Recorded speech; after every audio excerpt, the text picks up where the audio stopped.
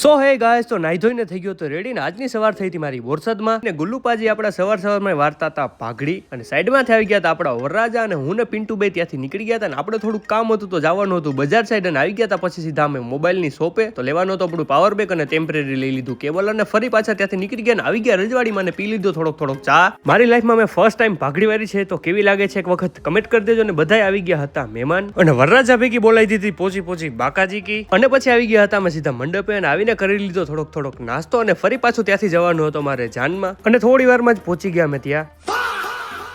અને આપણા જસીભાઈ આવી ગયા હતા ને અમે બોલાવી દીધી તડકાની ફૂલ બાકાજી કી